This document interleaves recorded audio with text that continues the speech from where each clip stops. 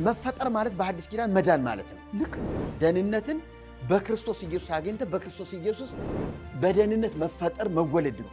ያዕቆብ የሚለን አምናችኋል፣ ድነናል፣ ጥሩ ነገር ነው፣ በስራ ግለጠው። ስራ የተለየው እምነት ሙት ነው። ምን ማለት ነው? ስራን መታዘዝን የማያመጣ እምነት መጠርጠር አለብን። የጽድቅ ፍሬ የምናፈራው ስለፈለግነው ሳይሆን ኃጢአተኛ ስለሆነ። አሁን ግን ደግሞ በክርስቶስ ሆነን ጻድቅ ስንሆን የጽድቅ ፍሬ ልታፈረው ግድ ነው።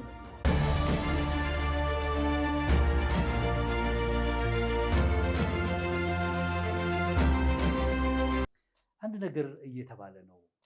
እንደ ማህበረ ቅዱሳን አይነቱ ቡድን በተለይ ማህበረ ቅዱሳን ከቅርብ ጊዜ ወደዚህ በከፍተኛ ደረጃ ምንድነው በጸጋ ነው። ድንግል ማርያም እንኳ የክርስቶስ ቤዛነት ያስፈልጋታል የሚል የሚገርም ትምህርት ሲያስተምር እንሰማለን። ቢሆንም ይሉና ደግሞ እኛ ለመዳናችን አስተዋጽኦ ማድረግ አለብን የሚሉት ትምህርቶች አሉ።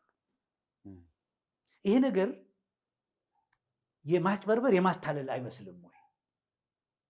ከከዳተኛይቱ አታላይቱ የሚል አለ አይደለ? እዚያ ነብዩ ላይ ልክ ይሄ ጨርሶ አለማወቅ መካድ እኮ አንድ ነገር ነው።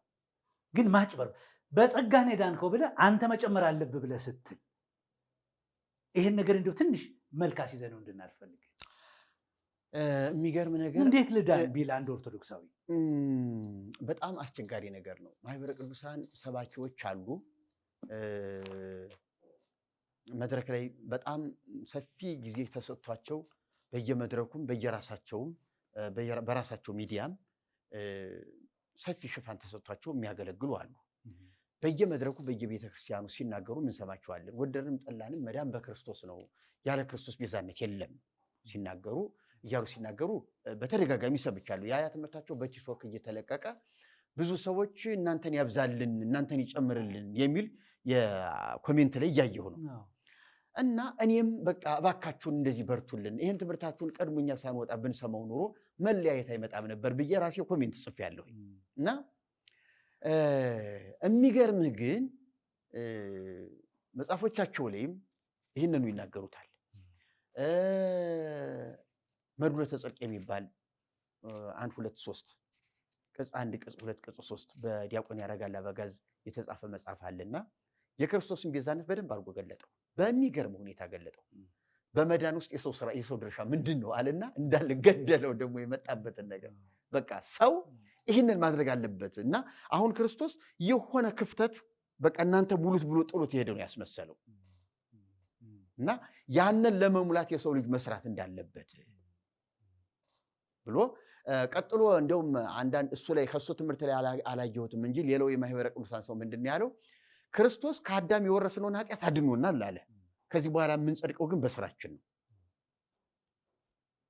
ከዚህ በኋላ በዚያ አንጠየቅም አለ። አሁን የምንጠየቀው በራሳችን ስራ ነው። ስለዚህ ስራ መስራት አለብናል። ስለዚህ በክርስቶስ ማመኑ ውስን ነው ማለት ነው። ቤዛነቱ የተወሰነ ነው። እስከ ለአዳም ኃጢአት ነው እንጂ ከዚህ በኋላ ላለው ኃጢአት አይሰራም። ያኛው በቃ እኛ ራሳችን ተጠያቂዎች ነን ከዚህ በኋላ በምንሰራው ስራ። ያረጋል ደግሞ ምንድነው እያለ ያለው የሰው ድርሻ አለው ይላል። የሰው ድርሻ አለው ይልና የሚጠቅሳቸው ጥቅሶች አሉ። የሚጠቅሳቸው ጥቅሶች ግን የዳነ ሰው የሚያደርጋቸው እንጂ ለመዳን የሚደረጉ አይደሉም። እና መናፍቃን ነው የሚለው ደግሞ ሲሞግት ሲጽፍ መናፍቃን በዚያ እንግዲህ ሰውየው ብዙ ርቀት ሄደ ይመስላል በጥናት ሉተርንና መሰሎቹን እነ ካልቪንን እነ ዙንግሊንን ይጠቅሳል። ሌሎችንም ይጠቅስና የነሱን የኑፋቄ ትምህርት አጉልቶ ጽፎ ልክ ቤተክርስቲያኒቱ ከዚያ የተለየችና በጣም የጸዳች እንደሆነች እና ኦርቶዶክስ ቤተክርስቲያን ደግሞ በስነ ምግባር ያሸበረቀች እንደሆነች አድርጎ ይሰብካል። ያን ስነ ምግባሩን ግን የመዳን መንገድ አድርጎ ነው የሚገልጠው። አሁን ምን ማለት ነው?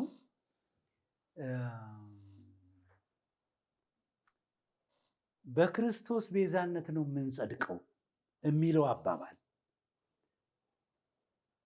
የአዳም ኃጢአትን ነው ያስወገደው እምንል ከሆነ የአዳም ኃጢአት በዘር ሲተላለፍ መጥቷል ማለታችን ነው። በጣም ጥሩ።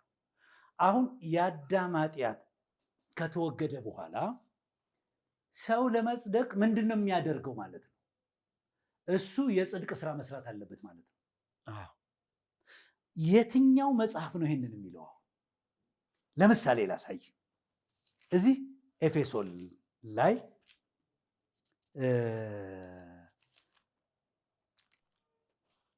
ምንድን ነው የሚለው? ኤፌሶን ምዕራፍ 2 ላይ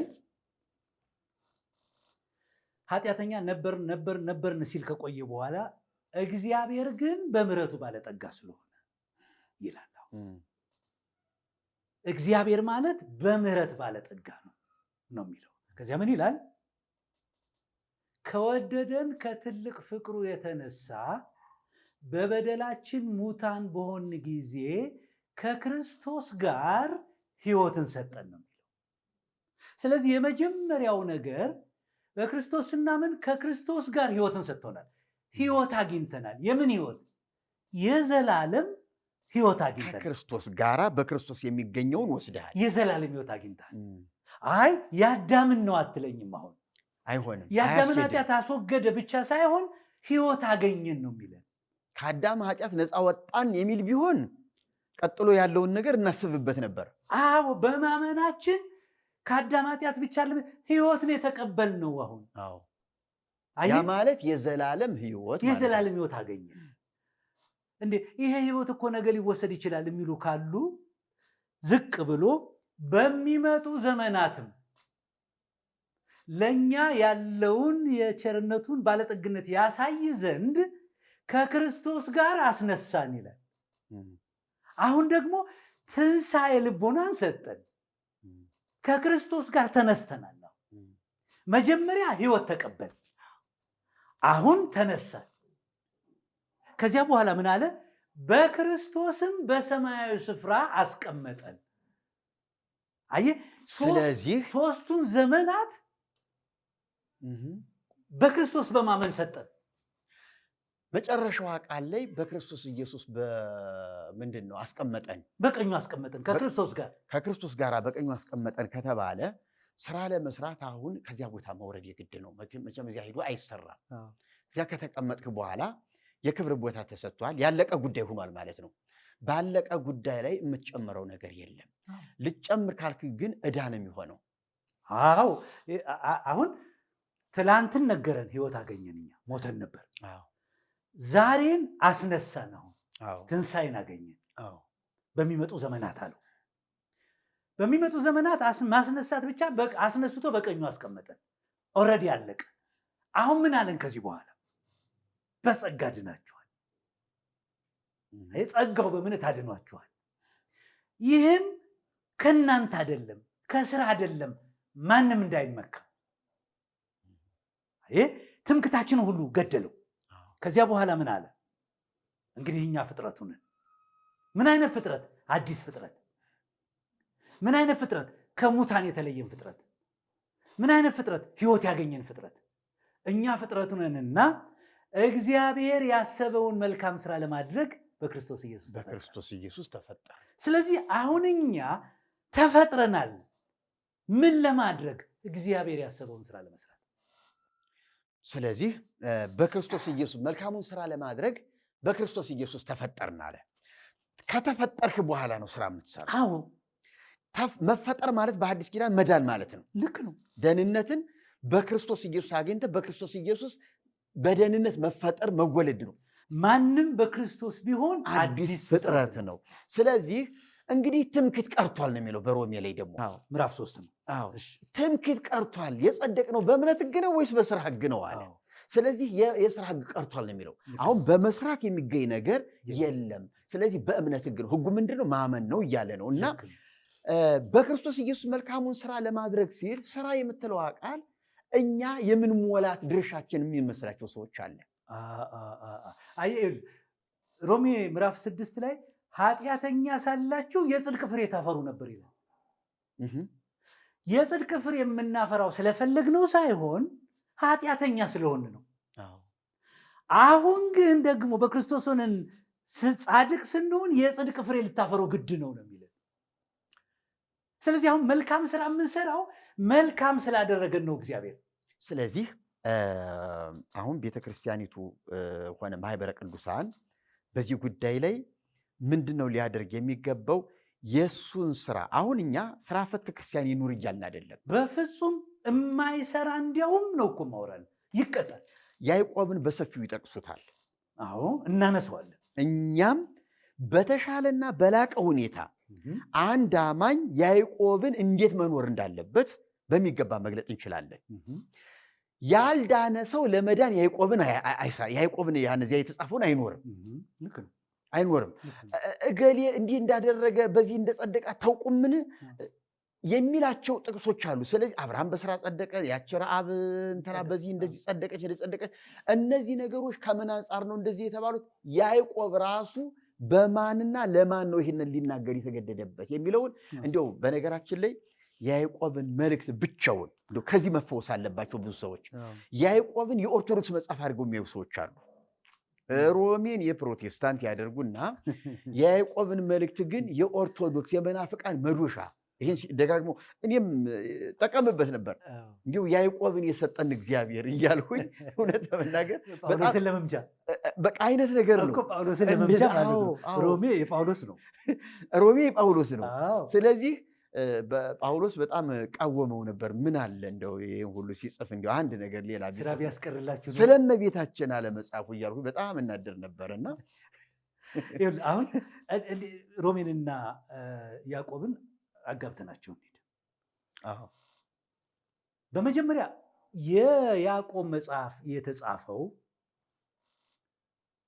ለተበተኑ ክርስቲያኖች አማኞች ናቸው። ራሱ ሲጀምረው አይተው እንደሆነ አንተ ሰው እምነት አለኝ ካልክ ነው የሚል። ስራ አለኝ ካልክ አይልም። እምነት አለኝ ካልክ፣ እምነት ማለት የዳነበት ነው። አዎ የዳንበት እምነት ነው። ጻድቅ በእምነት ነው የሚኖረው። አየህ፣ ኃጢአተኛ በእምነት ነው የጸደቀው። ስለዚህ አንድ ሰው አምኛለሁ ካለ ደህንነት ውስጥ ነኝ እያለ ነው። ነው። ስለዚህ ያዕቆብ እምነት አለኝ ካልክ ድኛለሁ ካልክ እያለ ነው። አየህ፣ ምክንያቱም ትክክለኛ እምነት መታዘዝን ስለሚያስከትል እምነት መታዘዝን ያመጣል። ከእምነት የተነሳ መታዘዝ ለአሕዛብ እንዲሆን እኮ ነው ሐዋርያነትን ተቀበልን የሚለው። ትክክለኛ እምነት መታዘዝን ያመጣል። ለእግዚአብሔር ሕግጋት፣ ለእግዚአብሔር ትእዛዛት፣ ለእግዚአብሔር ቃሉ ታዛዥ ነው የምትሆነው። ለምን? እግዚአብሔርን የሚወድ ሰው ትእዛዙን ይጠብቃልና። ያዕቆብ እምነት ለምንድን ነው እምነትን ያለ ካልክ ብሎ ሽሙጥ የሚመስል ነገር ነው አይደል? እምነት አለ ካልክ ይላል። ለምንድን ነው መሰለህ? በስደት ላይ ለገጠማቸው ችግር የወንድማማች ህብረት አስፈላጊ ነው። አንዱ አንዱን መርዳት አለበት። የተፈጠረው ይሄ ነው። አንዱ ምግብ አጥቷል፣ አንዱ ልብስ አጥቷል። አይተህ እንደሆነ ስለዚህ ይሄ ነገር ትንሽ ቀንሶ የታየ ይመስለኛል። ጉድለት፣ የሥነ ምግባር ጉድለት ታይቷል። ስለዚህ ምንድን ነው የሚላቸው? እምነት አለኝ ካልክ እኮ እምነትን በስራ አሳየኝ እንጂ እንዴት አድርጌ ላሳይ እንዴ? ወንድም ርቦት ቢመጣ ሳትሙቅ ብለህ ትሰደዋለህን? አየህ፣ አንተ ያመንክ ሰው የማካፈል ነገር ያንተ እኮ ነው። አየህ፣ እምነት ላይ ነው የሚጀምረው እኮ ያዕቆብ። ለምን አሕዛብን እንዲህ አላላቸው? ራሱን አብርሃምን የጠቀሰበት አሁን አብርሃምን በሰፊው አላዩትም። አብርሃምን መቼ ነው አብርሃም ጸደቀ የተባለው? የት ላይ ነው? ይስሐቅን አሁን ዘፍጥረት 15 ላይ አብርሃም አመነ ጽድቅ ሆኖ ተቆጠረለት ይላል። 22 ላይ ልጅህን ሰዋልኝ ተባለ። አሁን ያዕቆብ በእምነት የተገለጠውን የአብርሃምን ስራ ነው እየተናገረ ያለው። ፈተነው ነው የሚለው። ፈተነው። አየህ፣ እምነቱ ተፈተነ። በክፉ አይፈትንም እንጂ እግዚአብሔር ይፈትናል። እግዚአብሔር ይኸውልህ ሊጥልህ አይፈትንህም። አዎ፣ እግዚአብሔር ማንንም ሊጥል አይፈትንም፣ ግን ለበጎ ይፈትንሃል። ልክ ነው፣ ተፈተነ። ስለዚህ ያዕቆብ አብርሃም ተፈተነ። ያዕቆብ እየገለጠ ያለው ከዚያ ላይ በእምነት ጸደቀ የተባለ አብርሃም እስካሁን በስራ አልታየም፣ ግን ጸደቀ ተብሏል። አመነ ጽድቅ ሆኖ ተቆጠረለት ተብሏል። አሁን እንደኛ አብርሃም ምንድን ነው ጻድቅ የተባለው? ዝም ብሎ ነው ወይ ስትል በስራ የተገለጠበትን እዚህ ላይ ታያለ። ይፋ ሆነ ማለት ነው።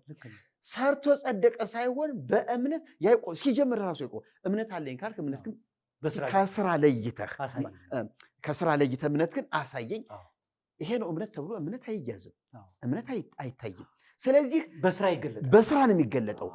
አብርሃም ይሄንን በማድረግ እምነቱን አሳየ። ስለዚህ አብርሃም የእምነት አባት ነው፣ የጽድቅ አባት ነው። ስራውን ስናይ ጻድቅ መሆኑን አወቅን። ልክ ነው።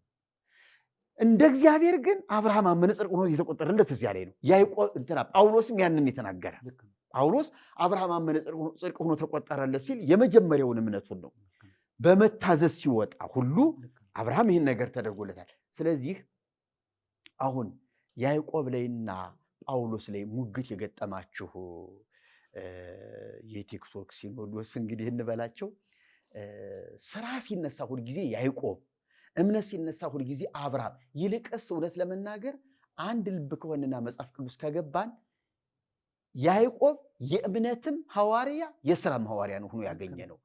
ስለዚህ እኛ ይህንን ነገር ስንናገር ስራ ጠል አይደለንም፣ ገንዘብ ወዳድ ማን መጸውት አይደለንም፣ ብላ ዝም ብለህ ጸድቀሃል የምንል ሰዎች አይደለንም። ይሄ መጥፊያ ነው። ልንገራችሁ፣ እንደዚህ መጥፊያ ነው። ድኛለሁ፣ ላይጠቅመኝ ምን አደርጋለሁኝ፣ ይህን አላደርግም የሚል አማኝ ካለ እንዳላመነ ቆጠሩት። ያመነ ሰው ህይወቱን ያካፍላል። ያመነ ሰው ከራሱ አጉድሎ ለተቸገረ ይተርፋል። ልብሱን ከራሱ አውልቆ ይሰጣል፣ ይደርባል። ስለዚህ ያመነ ሰው በዚህ ነው የሚኖረውና ያዕቆብ የገለጠው ይሄንን ነው። እምነት አለኝ ካልህ እስቲ ስራህን ከእምነት ለይተህ አሳይ፣ እምነትህን ከስራ ለይተህ አሳየኝ ያለው እምነት ያለ ስራ ህያው ስለማይሆን ነው። ስለዚህ ህያው የሆነ እምነት አለን የምንል ከሆነ የዳን ሰዎች ነን ካል የመዳናችን ማረጋገጫ የሆነውን እምነትን ስራ አድርጎ ማሳየት ነው። ብዙ ጊዜ እናገራለሁ። አንድ መሐንዲስ ቤት ስራ ብለህ ብትሰጠው መጀመሪያ ፕሮጀክቱን ያወጣዋል አይደለ? ቤቱን ፕላኑን ያወጣዋል። ፕላኑን ሲያወጣ የሚገርም ነገር ቡለኬቶችን፣ መስኮቶችን፣ ሁለንተናቸውን አቀማመጣቸውን እንዳለ ነው የሚያወጣቸው። ስለዚህ ወረቀት ላይ ነው ቤቱ ይሄ ነው ብሎ ሰርቶ የሚያሳይህ አይደለ? ከወረቀት ላይ አንስቶ ነው ደግሞ ከመሬት ላይ ሰርቶ የሚያሳይህ። መጀመሪያ እኮ ከጭንቅላቱ ነበረ። ወደ ወረቀት ሳያመጣው ይሄ ሁሉ ነገር ከጭንቅላቱ ነበረ። አንድ አማኝ እምነቱ በጭንቅላቱ አለ፣ በልቡ አለ እንበለው፣ በልቡ አለ። በልቡ ያለውን እምነት ልክ እንደዚህ ባለሙያ አውጥቶ ይሄውላችሁ ይሄ ነበረ እዚህ ውስጥ የነበረው ሲል አማኙ እምነቱን በስራ ነው የገለጠው ማለት ነው። ልክ ይሄ ባለሙያ ከዚህ ውስጥ የነበረውን አውጥቶ እንዳሳየ ሁሉና አማኝ እምነቱን ስራ ላይ እምነት ሲደመር ስራ እንዳልሆነ ይረዱን። ልክ ነው። እኔ ላሳየው 99% መጽሐፍ ቅዱስ በእምነት ይዳናል ነው የሚለው አይደለም? አንዳንድ ቦታዎች ላይ የተቀመጡ ነገሮችን ሰብስቦ ይሄስ እያልክ መዳንን ከፋፍል ልታስቀምጠው አትችልም። መጽሐፍን አንድ ላይ ሰብስበ ነው የምታነበው። አንድ ላይ ሰብስበ ስታነበው 99% በእምነት መዳን ነው። በእምነት ስንድን ማንም ሰው አያውቅም። አሁን አንድ በክርስቶስ በእውነት የሚያምን ሰው መዳን አለመዳኑ በምን ታውቃለህ? አታውቅም። እግዚአብሔር አይደለም። የዚህ ሰው መዳን ለእግዚአብሔርና ለራሱ መንፈስ ግን የታወቀ ነው። አየህ፣ ምክንያቱም መንፈሱ ከመንፈሳችን ጋር የእግዚአብሔር ልጅ መሆናችንን ይመሰክራል አይልም? አንተ ራስን ታውቀዋለህ። አየህ፣ እግዚአብሔርማ ያውቀዋል። አሁን አንተ ለሌሎች መዳንህን የምትገልጥበት ድኛለሁ ብለህ ማውራት አይደለም። አየህ፣ እኔ ድኛለሁ እኔ አምኛለሁ ብለህ አይደለም የምትገልጠው። በስራ አሳየኝ። እኔ እግዚአብሔር አይደለሁም አላውቀውም። ህይወቱን ታየዋለህ። ህይወትን ነው የምታሳየው። ከፍሬው ታውቀዋለህ። ከፍሬው ነው የማውቀው።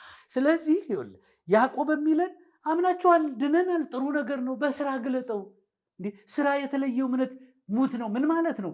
ስራን መታዘዝን የማያመጣ እምነት መጠርጠር አለብን። እውነት ነው። ዝም ብሎ አምኛለሁ ስላለ አይደለም አንድ ሰው እኮ። በእውነት ግን ያመነ መጽሐፉ እንደሚለው አምነናል ያሉ ብዙዎች እኮ ያላመኑ ተገኝተዋል። ትዝ ይላል። እንዲያውም ቅዱስ ዮሐንስ ምንድን ነው ያለው? ከኛ ጋር ነበሩ። ትዝ ይላል። ከኛ ጋር ነበሩ፣ ዳሩ ግን ከኛ እንዳልሆኑ ይታወቅ ዘንድ ወጡ። እነዚህ ሰዎች አላመንም እያሉ አልኖሩም። አማኝንም ብለው ነው። ምናልባትም አገልግለው ሊሆን ይችል ይሆናል። እነ ዲዮጥራጥስ ራሱ የቤተክርስቲያን መሪ ሆነው ቅዱሳን የሚከለክሉ የሥነ የሚያባሉ ምግባር ጉድለት የሚታይበት ሰውዬ የሚቀበሉትን ሁሉ የሚያስወጣ። አዎ። ስለዚህ መጠንቀቅ ያለብን የሚዳነው በእምነት ነው። እምነትም በኢየሱስ በማመን ነው። በዛፍ ቅጠሉ በማመን አይደለም። አንድ ጥያቄ ልጠይቅህ አንተ። እሺ ስራ ማብላት፣ ማጠጣት፣ ማልበስ ሊሆን ነው አይደለም? ብቻ አይደለም። እሱ ትልቁ የመጀመሪያው ትልቁ ስራ እግዚአብሔር በላከው ማመን ነው። እሱማ እሱ እምነት ነው። እሱ ልክ ነው። የእምነት ስራ ነው። እምነት ብቻ ሳይሆን ትልቁ የእምነት ስራ ምን እንድንሰራ ተወዳ ሲሉት ብለው ሲጠይቁት የእግዚአብሔር ስራ በላከው ታምኑ ዘንድ ነው አላቸው። ልክ ነው። እምነት ስራ ነው። የመጀመሪያው የእምነት ስራ እሱ ነው። ነገር ግን አምኖ በኢየሱስ ክርስቶስ አምኖ ይሄንን ትልቅ ኬላ ካለፈ በኋላ በቀረው እድሜ የሚኖረው ኑሮ አለው። ይሄው እዚህ ጋር ምን ይላል መሰለ? አሁን ብትወዱኝ በትእዛዝ ኑሩ አይልም? አዎ። ትእዛዛቶቹ ምንድን ናቸው? አየህ፣ ለሌላው ማካፈል አለብን። አዎ፣ ፍቅር ነው፣ ማካፈል ነው። አዎ፣ ክርስቶስን መስበክ አለብን። አይ ስራ ነው የምንሰራው። አሁን ደህንነታችን የሚሰጠን ነው። እሺ፣ አሁን እንበል ይኸውልህ፣ አሁን በቤተ ክርስቲያን ውስጥ በአንዲት ቤተ ክርስቲያን እንበል ባለንበት አካባቢ ምንም ድሃ የለም። የሚመጸወትም የሚለብስም የሚበደርም ምንም ድሃ የለም። ግን ሁሉም ክርስቲያን ነው። ምናልባትም ሌላ አማኝ ሊሆን ይችላል። ብቻ ድህነት የለም። ካንተ የሚፈልገው ምንም የለም። እኩል የሚኖር ማህበረሰብ ነው ያለው። ስለዚህ የግድ መመጾት አለብኝ ብለን ገንዘብ እያወጣን እንደው እባክህ ተቀበለኝ ብለን አንለምን፣ የዘረዘርንም አንሰጥም። ድሃ የሚሰጥ ከሌለ ስላልመጸወታችሁ ወይም ደግሞ መልካም ስራ ስለሌላችሁ እምነት ብቻ ስለሆነ የያዛችሁት ተብለን ለፍርድ እንቀርባለን። መቼም እንግዲህ ቢሆን ስለጠየከኝ ነው። ቢሆን ነው እንጂ ድሆች ከእናንተ ጋር ናቸው ተብሎ አይጠፉ። ድሆች ከእናንተ ጋር ናቸው ስለተባለ፣ በነገራችን ላይ ለሰው ሰው ነው እግዚአብሔር የሰጠው። 1000 ጊዜ ቢሞላህ ሰው ያስፈልጋል። 1000 ነገር ቢሞላኝ ሰው ያስፈልጋል። ይታመማል በማናቸው መንገድ። አንድ ሁለተኛ ነገር ከእግዚአብሔር የተቀበልነውን ለሰው ማድረስ ስራ ነው። ወንጌልን መስበክ ስራ ነው። ከሁሉ የሚበልጥ ነው። ግን እንጀራ ከመስጠት የበለጠ ነው። እሱ ግን ስነ ምግባር ተደርጎ አይወሰድም። ስነ ምግባር ስራ ነው። አገልግሎት የወንጌል ሰራተኝነትን ስራ አድርግ ይላል። ስራ ነው። እግዚአብሔርን መታዘዝ ነው። ህጉን መጠበቅ ነው። ለምሳሌ አትግደል፣ አታመንዝር አሉ አይደለም? አሁን ፍቅር አለ አይደል? እሱን መኖር። ለምሳሌ አንደኛ ቆሮንቶስ ምዕራፍ 13 ላይ ስለ ፍቅር የተነገረው ነገር አለ። አይተህ እንደሆነ እነዚህን ነገሮች የምናስተላልፋቸው ነገሮች ናቸው። ነገር ግን አሁን በቀጥታ ከያዕቆብ አንጻር ስንሄድ ግን የተራበ፣ የተራቆተ፣ የተቸገረ፣ የታመመ፣ የታሰረ አለ በምድር ላይ። አይተሃል? አሁን የታሰሩትን መጠየቅ፣ የተራቡትን ማብላት፣ የተራቆቱትን ማልበስ፣ የተቸገሩትን መርዳት ክርስቲያናዊ መንፈሳዊ ተግባርና ስራ ነው። ጳውሎስ እኮ እንደው በዚህ ጉዳይ ላይ ጸጋ እየተባለ በጸጋ ይታማል እንጂ ጳውሎስ እስረኞችን እንደታሰራችሁ ሁናችሁ። ይሄ እኮ ጸጋው ያደረገኝን ነው የምሆነው። አሁን እኮ እንደው ሰው ጸጋው ስላልተረዳው በራሱ ጥረት በጎ ለመሆን ይሞክራል። ሰው እኮ ክርስቶስ ከመሞቱ በፊት እኮ በጎ ሰው ይባላል። መልካም የሚያደርግ ሰው እኮ አለ። አብርሃም ያበላ ነበረው። በሌሎች ቤተ እምነቶች ብታይ አለ ደግነት አለ። በጣም አሁን የእኛን ለየት የሚያደርገው ደግነት፣ መልካም ስራ እኮ ጸጋው መልካም ነገር በውስጣችን ህይወታችንን ስለቀየ ክርስቶስን ስላስመሰለው እኮ ነው። እኔ ለኦርቶዶክሳውያን ቤተሰቦች የምነግራቸው ማብላት፣ ማጠጣት፣ ማልበስ፣ መርዳት፣ የተቸገረን ማገዝ። አንዳንድ ወጣቶች ያለው ድሆችን ይዘው ሰውነታቸውን አጥበው ፀጉራቸውን ልብስ አልብሰው ምግብ ቤት ሰርተው እንጀራ ጋግረው ሁሉን ነገር ሲያደርጉ በጣም ጥሩና መልካም ነገር ነው። ልብ በል። ይሄ ነገር የክርስቶስ በሆኑ ሰዎችም የክርስቶስ ባልሆኑ ሰዎችም ይደረጋል። የክርስቶስ ባልሆኑ ሰዎች እግዚአብሔር ብድራቱን አሁን ይሰጣቸዋል። በክርስቶስ የማያምኑ ሰዎች ይህን በጎ ነገር ቢያደርጉ እግዚአብሔር አሁኑኑ ይመልስላቸዋል። የክርስቶስ በሆኑ ሰዎች በዚህኛውም ዓለም በሚመጣውም ዓለም ነው የሰጣቸው በረከቱ። ስለዚህ በክርስቶስ የሆኑ ሰዎች ደግሞ የበለጠ እግዚአብሔርን ያስከብሩታል። የምናደርገው ነገር በሙሉ ስለ እግዚአብሔር ስለሆነ። ለምሳሌ ረዳቶች ሰዎች አሉ፣ አይተህ እንደሆነ ይረዳሉ። ባለጠጎች ይረዳሉ። አቶ ከሌ ይባላሉ። እኔ እረዳለሁ፣ እኔ አይደለሁም የምረዳው። እኔ ያግዛለሁ፣ እኔ አይደለሁም የማግዘው። ማን ነው የሚያደርገው? ክርስቶስ በእኔ ሆኖ ነው። የረዳችሁ እግዚአብሔር ነው፣ የረዳችሁ ክርስቶስ ነው ብለን ክርስቶስ እናስታውቃለን። ስለዚህ መልካም ስራ ለእውነተኛ አማኝ ጌጡ ነው። መልካም ስራ የማይሰራ እምነት ጥያቄ ውስጥ የወደቀ እምነት ነው። መልካም ስራ ደግሞ ሰው እምነት ብሎ ባለው አይደለም፣ እንደ ወንጌል በሆነች ሃይማኖት ነው። በክርስቶስ ኢየሱስ በማመን የሚገኝ እንደ ጸደቀ እንደ ዳነ ያወቀ ሰው ነው። ስለዚህ እኔ መዳን በጸጋ እና ማጭበርበር ብንተው ምን ማለት ነው? በጸጋን የዳን ነው እንልና የሰው ድርሻ ደግሞ አለ። እንዲያው ማጭበርበር መቼም ሆን ብለን እናጭበርበር ብለው ሳይሆን የሚመስለኝ ያልተረዱት ቁልፍ ነገር አለ። ሁላችንም ይውልየታቸው እኔ ስለ ስነ ምግባር የምሰብከው ብዙ ጥቅስ ማስረጃ ነበረኝ። ስለ መዳንም የምሰብከው ብዙ ማስረጃ ነበረኝ እና ታዲያ ግማሽ ከዚህ አዋጥቼ ነበር የምሰብክ። ግማሽ ስለምን ሰብኬ ወዲያውኑ ቀጥዬ ደግሞ እምነት ታዲያ ብቻውን መች በቂ ነው ብዬ የምሰብከው ነበረኝ። ስለዚህ ያን እንደዚያ በማደርግበት ጊዜ እግዚአብሔር ይፈርድብኛል ብዬ ስለምፈራ ነው። ምክንያቱም ጥቅሶች አሉ። ብራብ አላበላችሁኝም፣ ብጠማ አላጠጣችሁኝም። ይኸው የኛ ድርሻ ባለማድረጋችን ድርሻችንን እዚያ እየተፈረደብን ባለማድረጋችን በእሱ አምነን ግን ይህን ባለማድረጋችን እምነት ብቻ አያድንም ብለን እምነታችንን የገደልንበትና ስራን ብቻ ጎልተን የሰበክንበት ጊዜ አለ። ለዚህ ነው ኦርቶዶክሳውያን በብዛት ወደ ቤተ ክርስቲያን ሲሄዱ ከመቀነታቸው ከቦርሳቸው እያወጡ የቻሉትን ያህል በመንገድ ለተኮለኮሉት ድሆች የሚሰጡ። ድሃ የምታገኘው ሁልጊዜ ኦርቶዶክስ ቤተክርስቲያን በር አካባቢ ነው። ወንጌላውያን ለምንድን ነው እዚህ አካባቢ እነሱ አይሰጡም? እና ይሄም ከወንጌላውያን እንዲሁም በተሻለ ሁኔታ እዚያ ነበር መታየት የነበረበት እውነት ለመናገር። ምክንያቱም ክርስቶስን እንገልጠዋለን ከተባለ ለመሰለ እዚህ የተለመደው የልመና እዚህ ሄደህ አሁን ስለ እመቤታችን ስለ ቅድስት ድንግል ማርያም ብትል እኔ እዚያ ሲሄዱ ማን ማለት እንዳለባቸው ያውቃሉ። የኔ ቢጤዎቹ ማን ማለት እንዳሉ ያውቃሉ። አንድ ይላሉ። አንዳንድ ሰዎች አይቻለሁም ይላሉ። ሾላ በነበርንበት ጊዜ 79 ባስተሰልፈን የኔ ቢጤ ስለ እመቤታችን ስለ ድንግል ማርያም እያለ የተሰለፈውን ይለምናል። ሲሰጡት አንድ ጴንጤ ጋር ደርሷል። ስለ ጌታ ኢየሱስ በለኝና ይሄን 1 ብር ልስጥህ አለው። አይ ያው እኮ ነው ይላል የኔ ቢጤው። ያው እኮ ነው ስለ እመቤታችን ብዬ ብልም እኮ ያው እኮ ነው ችግር የለውም። አይ እኔ ስለ ጌታ ኢየሱስ በለኝና ይሄንን እሰጥሃለሁ አለው። ለማኙ ፈራ። የሰጡትን የሚቀሙት መሰለው እነዚህ ኦርቶዶክሳውያን የሰጡት። በኋላ አንዳንድ ኦርቶዶክሶች ምን ችግር አለ አንተ የኔ ቢጤ አይደል እንዴ? ስለ ጌታ ኢየሱስ በልና ዝም ብለህ ብርህን ተቀበል። ኢየሱስ ክርስቶስም እኮ የኛ ነው እኮ ችግር የለውም አትፍራ። እኛም ፈርተህ ነው አይደል? ተቀበል ዝም ብለህ አሉት። አየህ የኔ ቢጤዎቹ የሚሳቀቁት ነገር አላቸው። በእርግጥ ከተማ ላይ ቤተክርስቲያን ላይ ዝም ብሏል።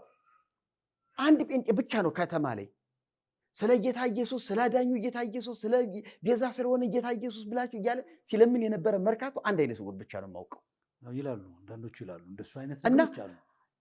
እዚያም ሙሉ ወንጌል ቢሄዱ ወይም መካነ ኢየሱስ ቢሄዱ ማን ብለው ለምነው መቀበል እንዳለባቸው እራሳቸው እነዚህ ለማኞች ያውቃሉ።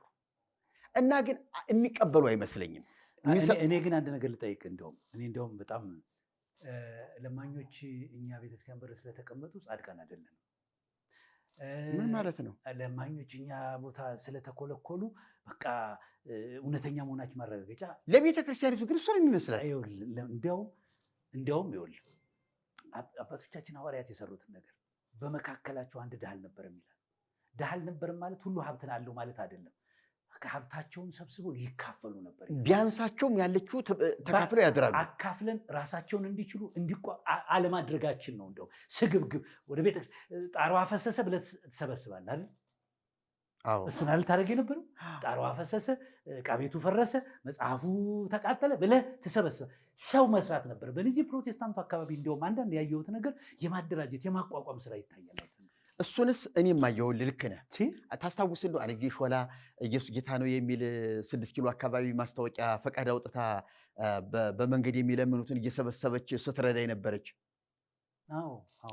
እኔ እየሄድኩ ሳስተምር የነበረ እሷ ሴትዮ ፈቃደኞች የሆኑትን እያነጋገረች እያመጣች ኢየሱስ ጌታ ነው ነው የሚለው። ኢየሱስ የጠፉትን ፈላጊማ ሌላ ነው ደግሞ አለ። እሱ ኦርቶዶክስ ነው።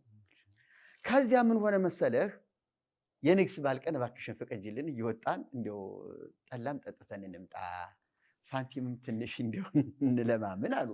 እኔ የምትፈልጉትን እየሰጠኋችሁ አይበርዳችሁ፣ ልብስ በየአይነቱ የምትቀያየሩት ሰጥቻችሁ፣ ምግብ እንደፈለገ ቁርስ፣ ምሳ፣ እራት እንደ ምርጫችሁ እያገኛችሁ፣ ይኸው ሰራተኛ ገላችሁን የሚያጠብ መድቤላችሁ፣ ምን ጎደላችሁ? እንዴት ልመና ትመኛላችሁ? ከዚያ እንዲያው መጥፎ ህይወታችሁ ነፃ ስለወጣችሁ እግዚአብሔርን አመስግኑ እንጂ እንደዚህ ትላላችሁ። በቃ ክፈችልን እንሄዳለን፣ አንፈልግም። አይ እናንተን ቆጥሬ ይሄን ያህል ድሆች አሉ እኔ የምረዳቸው ብዬ ለአካባቢ ፖሊስ ጣቢያ፣ ለሌላ የመንግስት አካል፣ ለሚመለከተው አካል ሁሉ አሳውቄ ፎርም ሞልቼ ፎቶግራፋችሁ ሁሉ ወስጄ ሰጥቻለሁ። ምናልባት ቼክ ለማድረግ የመንግስት አካል ቢመጣ ይሄ የተደ ብለው ቢሉኝ ሞተ ልል ነው ወይስ ሄደ ልል ነው? ይሄ ጥሩ አይደለም። ስለዚህ ይሄን ማድረግ አልችልም። አሁን እናንተ ማድረግ ያለባችሁ እኔ የማደርግላችሁን ነገር ተቀበሉ፣ የጎደላችሁን ነገር ጠላ ደግሞ ለእናንተ አይጠቅምም እያልሽ ባለሙያ የጤና ባለሙያ ሳይቀር እንዲያስተምራችሁ አደረግ። በፍጹም አንቀበልም አሉ። መጨረሻ ሴትዮቱ ስትሞት ፍራሹ ምናምኑ እቃው ሁሉ ተሽጦ፣ ስለዚህ ድሆች ደጃችን ስለቆሙ እንዳትመካ ብዬ ነው። አይደለም መሰብሰብ ማደራጀት ነገር ከፕሮቴስታንት አካባቢ ለሆኑ አቅመ ደካሞች ልክ ነው፣ እንደዛ ማድረግ ይቻል ይሆናል። ከኦርቶዶክስ ግን እሺ አይሉ። የተሰበሰቡት እየወጡ ልመና ይያሉ። የህይወት ነገር እስካልገባን ድረስ ራሳችንን አናቅም። መንፈሳዊ ነገር እስካልገባን ድረስ ራሳችንን አናቅም። እግዚአብሔር እንግዲህ ይርዳን። ምናልባት እንግዲህ ነገራችንን ጨርስና የዛሬውን ከሳቴ ብርሃንን በተመለከተ እንደው ማለት ማስተላለፍ የፈለከው ነገር? አይ እዚህ ላይ አንተም ተናገር፣ እኔ አላበዛም። የከሳቴ ብርሃን አገልግሎት እንግዲህ አሁን በምታዩት መንገድ የሚሄድ ነው። ከዚህ በፊትም በጣም ጥሩ ፕሮግራሞች ስለ አጽዋማት፣ ስለ በዓላት፣ ስለ ኦርቶዶክስ ቤተክርስቲያናችን ምን መሆን እንዳለባት፣ እንዴት እንደምንናፍቃት፣ እንዴት እንደምትጠማን፣ እንዴት እንደምንሳሳላት፣ በቃ የተዋበች የክርስቶስ ሙሽራ መሆን እንዳለባት ብዙ ነገሮቻችንን አጉድለን እንደምናገለግል ሚዲያዎቻችን ሁሉ ምስክሮች ናቸው። መጻሕፍቶቻችን ምስክሮች ናቸው። አሁንም ቢሆን ይህንን የሚያስቀይር ምንም አይነት ነገር ሊኖር አይችልም። እውነት ለመናገር ይህንን እውነት የሚያስቀይረን የሚገድብ ነገርም አይኖርም። ብዙ ፈተናዎች ሊገጥሙን ይችላሉ። ብዙ ተግዳሮቶች ሊያጋጥሙን ይችላሉ። ኦርቶዶክስ እናት ቤተክርስቲያናችን አትንኩኝ ልትል ትችላለች። እንዲህ ስህተት ላይ ወድቃ እንዴት አንነካት? ስህተቱ መታረም አለበት። ይሄን ነገር አስወግጂ፣ መጽሐፍ ቅዱሳዊ አይደለም፣ እንደ ክርስቶስ ከሆንሽ ክርስቶስን መምሰል አለብሽ ማለታችን ግድ ነው። እኛ ሌላ ተቋም አልመሰረትንም። አሁንም ከእናት ቤተክርስቲያናችን ጉያ ሁነን የምናገለግል የምንንቀሳቀስ ሰዎች ነን፣ አገልጋዮች ነንና ይሄንን ህዝበ ኦርቶዶክሱም እንዲያውቅልን እንፈልጋለንና ከሳቴ ብርሃን ማለት ቤተክርስቲያኒቱን ሆን ብሎ መሳቂያ መሳለቂያ ለማድረግ ገመናዋን አውጥቶ ለመጣል የሚናገር የሚያጋልጥ አገልግሎት አይደለም እና እኛ አሁንም ቢሆን እግዚአብሔር በሚያውቀው ቤተክርስቲያኒቱ ጥያቄያችሁን ተቀብለናል ኑ ብላ ብትለን ለመግባት ዝግጁ ነን እያልን ነው እና ይህንን አስረግጠን መናገር እንፈልጋለን። ወደፊት የምናስተላልፋቸው ይህን የመሰሉ ሊታረሙ የሚገባቸው ተሐድሶ እንግዲህ ስህተት ፈላጊ አይደለም። እርግጥ ነው ስህተቶቹን እየነቀሰ እያወጣ እንዲታረሙ ማድረግ ግዴታው ነው እና እነዚህ ነገሮችን ወደ እናንተ እያመጣን በወንጌል ደግሞ እየቃኘንና እየሰበክን ትምህርቶቻችንን እናቀርባለን ወደ እናንተ። እግዚአብሔር ይባርካችሁ፣ የእግዚአብሔር ጸጋ ይብዛላችሁ። በእኔ በኩል እዚህ ላይ ጨርሻለሁ። መምህር ጌታቸው የሚያጠቃልለው ይኖራል። የተከበራችሁ ተመልካቾቻችን እንግዲህ የዛሬው ፕሮግራማችን ይህንን ይመስላል። ወደፊትም የተለያዩ ፕሮግራሞችን በአዲስ መልክ ይዘን ለመምጣት ብዙ ስራዎችን እየሰራን ያለ ነው። ከዚህ በፊት በተደጋጋሚ እንደነገርናችሁ ለጊዜው በገጠመን ችግር ምክንያት የቀረጻ ሁኔታችን በጊዜውና በሰዓቱ ማድረስ አልቻልንም። በጣም ጥቂት ቀናቶች ነው የቀሩን። ከጥቂት ጊዜያቶች በኋላ ግን መደበኛው ሳምንታዊው መርሃ ግብራችን በየዕለቱ እና የቀጥታ ስርጭት አገልግሎታችን እንዲሁም ደግሞ አሁን የጀመርነው የ24 ሰዓት የኢንተርኔት ቴሌቪዥናችን በተገቢው ሁኔታ እንደሚቀጥል ላሳስባችሁ እወዳለሁኝ። አብራችሁን ቁሙ፣ አብራችሁን አገልግሉ፣ በጸሎታችሁም ጎብኙን። በአድራሻዎቻችን እየደወላችሁ አስፈላጊ ነገሮችን አብራችሁ በመቆም አብራችሁ እንድትሆኑ እንጋብዛችኋለን። በቅርብ ቀን ደግሞ የምንገልጥላችሁ የተለዩ ነገሮች ይኖሩናል። እስከዚያ ድረስ እንግዲህ ቸር ሰንብቱልን። ሰላም እግዚአብሔር ከሁላችሁ ጋር ይሁን። ተባረኩልን።